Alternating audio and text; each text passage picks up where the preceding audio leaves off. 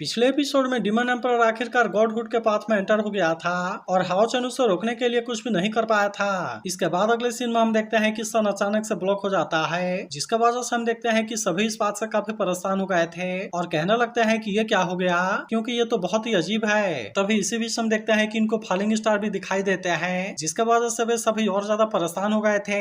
वहीं बाकी मास्टर भी इस बात से काफी घबरा गए होते हैं और कहने लगते हैं कि होली डिमन कॉन्टिनेंट में आज तक ऐसा कुछ भी नहीं हुआ, जिसके वजह से उनको भी इसके बारे में समझ नहीं आ रहा होता और वे भी कहने लगते हैं कि आखिरकार ये क्या हो रहा है। जिसके बाद वही हम देखते हैं कि मास्टर यांग भी इस बात से काफी परेशान होते हैं और कहने लगते हैं कि कॉन्टिनेंट का नेचुरल ब्रेक हो गया है। जिसके बाद इसके बारे में सुनकर सभी और ज्यादा परेशान हो जाते हैं। तभी इसी बीच हम देखते हैं कि इनको आसमान में कुछ नजर आने लगता है, जिसके बाद वे कहने लगते हैं कि वो क्या है। लेकिन तभी हम देखते हैं कि खुद मास्टर यांग भी इस बात से परेशान हो गए होते हैं और कहने लगते हैं कि ऐसा कैसे हो सकता है।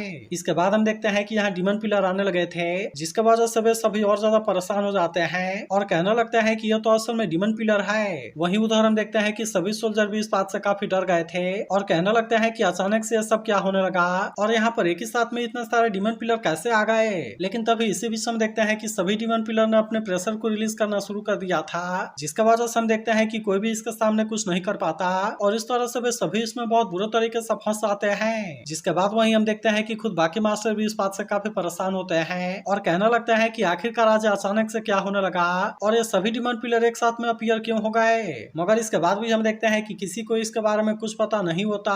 तभी मास्टर यांग कहने लगता है कि यह तो असल में डिमन एम्परर का प्रेशर है, जो कि असल में बहुत ज्यादा स्ट्रॉन्ग हो गया है। जिसके बाद वहीं हम देखते हैं कि बाकी लोग भी अपने पावर का यूज करने लगते हैं ताकि वे इस तरह से इसके प्रेशर से बाकी लोगों को बचा सकें। वहीं मास्टर यांग कहने लगता है कि आखिरकार ये कैसे हो सकता है और कहीं ऐसा तो नहीं कि डिमन एम्परर सच में गॉड बन गया। अब इसीलिए हम देखते हैं कि वो इसके बारे में सोचकर काफी परेशान हो जाते हैं और कहने लगता है कि अगर सच में ऐसा हो गया तो फिर इस तरह से हमें से कोई भी उसके सामने कुछ नहीं कर पाएगा और इस तरह से पूरा कॉन्टिनेंट डिस्ट्रॉय हो जाएगा। जिसके बाद वही हम देखते हैं कि बाकी लोग भी इस बात से काफी डर गए होते हैं और कहने लगता है कि क्या सच में सब कुछ खत्म होने वाला है। वहीं हम देखते हैं कि लाइटनिंग डिमन अभी भी अपने पावर का यूज करके अटैक कर रहा था। जिसके बाद वही हम देखते हैं कि हाओचेन के साथी भी इतना आसानी से हार मानने वाले नहीं होते और वे अभी भी अपने पावर का यूज करके इसे रोक रहे होते हैं। लेकिन इसके बाद भी हम देखते हैं कि वे इनके सामने कुछ भी नहीं कर पाते। तभी अचानक से हम देखते हैं कि यहाँ पर भी डिमन पिलर दिखाई देने लगते हैं, जिसके वजह से हम देखते हैं कि वे दोनों डिमन गॉड इस बात से काफी खुश हो गए थे और कहने लगता है कि क्या डिमन एम्परर सच में कामयाब हो गए। जिसके बाद वही हम देखते हैं कि लाइटनिंग डिमन और ज्यादा गुस्सा होने लगा था और कहने लगता है कि हम तो अभी तक भी इनको नहीं मार पाए। मगर तभी हम देखते हैं कि स्पेस डिमन उसे शांत करा देता है और फिर उससे कहता है कि तुम अब इसके बारे में कोई चिंता ना करो, क्योंकि अब इसमें ज्यादा टाइम नहीं लगने वाला और आखिरकार इस तरह से वे सभी एक साथ में मरने वाले हैं। वहीं उधर हम देखते हैं कि सभी तुरंत शायर के पास आते हैं, जहां हानियू से पूछता है कि आप कैसी हैं। तब इस पर शायर कहने लगती है कि वे हमें इतना आसानी से छोड़कर चले गए और इसीलिए ऐसा लगता है कि हाओचेन के साथ में जरूरी कुछ हुआ होगा। अब इसीलिए हम देखते हैं कि वे यहाँ पर कोई भी देरी नहीं करते और इस तरह से उसके पास में जाने के लिए निकल जाते हैं। वहीं मून डिमन स्टार डिमन से कहने लगता है कि ऐसा लगता है कि तुमने ग्रेट प्रोफेसी को यूज करने के लिए अपने लाइफ को ओवरड्रॉ कर दिया, लेकिन फिर भी आखिरकार इस तरह से तुमने सियाओ लुई को खोजने में उसकी हेल्प कर दी। तब इस पर स्टार डिमन कहने लगता है कि अगर सियाओ लुई ने सच में उसे ओपन कर दिया तब तो इस तरह से ऑस्टिन ग्रिफिन को पूरी तरह से मारा जा सकता है और फिर आखिरकार इस तरह से हम अपने होम टाउन में वापस आ सकते हैं। तब इसके बारे में सुनकर मून डिमन कहने लगता है कि कैसा होम टाउन, क्योंकि असल में हम तो इस कॉन्टिनेंट पर 6000 सालों से ज्यादा से हैं। जिसके बाद इस पर स्टार डिमन कहने लगता है कि वो अलग है और फिर इसके बाद वो इसे दूर का स्टार दिखाते हुए कहता है कि वही हमारा रियल होम है। मगर तभी इसी बीच हम देखते हैं कि उसकी कंडीशन भी खराब होने लगती है और फिर वो कहने लगता है कि जाने से पहले जा गया, इसीलिए डिमन एम्परर ने अब यहाँ की सारी जिम्मेदारी क्राउन प्रिंस सबाओ को दे दी है। और फिर इसके बाद वो इससे पूछता है कि वो कैसा कर रहा है। तब इस पर मून डिमन कहने लगता है कि हम सभी ने अबाओ को अंडर एस्टिमेट किया, लेकिन असल में वह तो हम सबसे भी बेटर है और इसी के साथ बहुत ज्यादा खतरनाक भी। इसके बाद अगले सीन में हम अबाओ को देखते हैं, जिसने की एक डिमन हंटिंग ग्रुप के बहुत सारे लोगों को मार दिया था। फिर वो कहने लगता है कि ये 3 सबसे पावरफुल डिमन हंटिंग ग्रुप में से है, जिसमें से हर किसी के पास में लेवल 9 स्टेज 3 या उससे ऊपर वाली पावर है, जिन्होंने की अब तक 16 डिमंस को मार दिया था। इसके बाद वो कहने लगता है कि 3002 साल पहले उसने तो अंडर डिमन के 4th पिलर को बहुत बुरे तरीके से डैमेज कर दिया था, लेकिन इसके बाद भी आखिरकार तुम मेरे सामने कुछ भी नहीं कर सके और इस तरह से तुम मेरे सामने हार गए। इसके बाद हम देखते हैं कि वो अपने डिमोनिक ड्रैगन को आवाज लगाता है, जो कि बिना देरी किए इसके सामने आकर खड़ा हो गया था। जिसके बाद हम देखते हैं कि वो भी इसके बारे में कोई देरी नहीं करता और कहता है कि मैं तुम्हारे पावर को एक्सेप्ट करता हूँ। जिसके बाद इस तरह से हम देखते हैं कि डिमोनिक ड्रैगन की पावर अब इसके पास में आ गई थी और अब इस तरह से इसके बॉडी पर एक आर्मर भी आ गया था। लेकिन तभी इसी बीच हम देखते हैं कि स्टार डीमन और बाकी सभी भी यहाँ पर आ जाते हैं और वे इसे डिमोनिक ड्रैगन पिलर के रिकॉग्निशन को हासिल करने के लिए कांग्रेचुलेट करते हैं। मगर वहीं हम देखते हैं कि अभाव के लिए यह पावर भी उतनी ज्यादा नहीं होती और इसीलिए वो इनसे कहता है कि ये तो अभी अनफ नहीं है। फिर वो कहने लगता है कि मेरे फादर सबसे ताकतवर डीमन किंग है, लेकिन इसी के साथ साथ वो सबसे दयालु वाले भी डीमन किंग है, जिसके वजह से उन्होंने इंसानों का ज्यादा कुछ नहीं किया जब तक कि वह ऑस्टिन गिफिन को नहीं छुपाने लगे।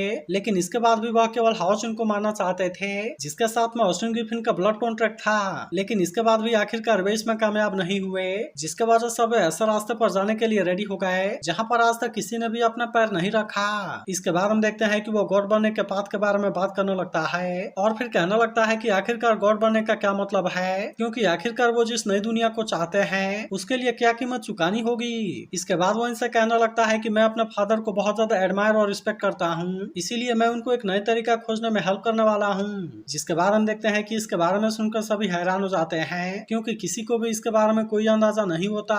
वहीं दूसरी तरफ हम देखते हैं कि होली डीमन कॉन्टिनेंट में अब सब कुछ शांत हो गया था, जिसके बाद मास्टर यांग कहने लगता है ऐसा लगता है कि ये विजन असल में डीमन एम्पर की तरफ से डिक्लेरेशन था, इसीलिए इसका मतलब है कि फैंटेसी पैराडाइज में जरूर ही कुछ हुआ होगा।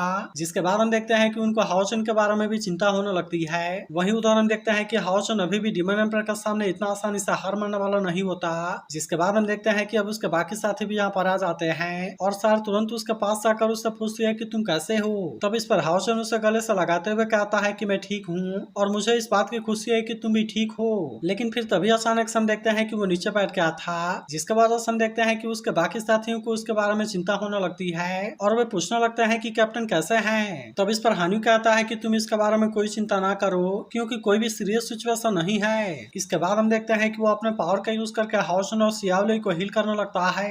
मगर तभी जेंग पूछने लगता है कि डीमन एम्पर कहाँ है। तब इस पर हाओ चुन से कहता है कि अब हम इसके बारे में कुछ भी नहीं कर सकते, क्योंकि वो पहले से गॉडहुड के पाथ में एंटर हो गया है। मगर वहीं हम देखते हैं कि बाकी लोगों को इसके बारे में कुछ पता नहीं होता और इसीलिए वो इससे पूछते हैं कि ये क्या है। जिसके बाद हम देखते हैं कि सियाओ लुई को इसके बारे में बताने के लिए रेडी हो गई थी और अब इसीलिए हम देखते हैं कि वह हाओ चुन को जैसे ही टच करती है तब इसके वजह से हम देखते हैं कि वे सभी एक अजीब सा जगह पर आ गए थे, जो कि असल में बहुत ही बुरे तरीके से डिस्ट्रॉय पड़ा हुआ था और इसके बारे में इनको कोई भी अंदाजा नहीं होता। इसके बाद सियाओ लुई इनको बताने लगती है कि पहले होली डीमन कॉन्टिनेंट के पास में गॉड्स का ब्लेसिंग था, इसीलिए उस समय जो कोई भी गॉड बनना चाहता था तो फिर इसके लिए सबसे पहले उसे गॉड टेस्ट को पास करना पड़ता था और यही चीज असल में गॉडहुड का पाथ है। इसके बाद वो इनसे कहने लगती है कि ये क्रिएटर गॉड के द्वारा डिसाइड होता था और फिर आखिरकार इस तरह से तुम गॉड बन सकते थे।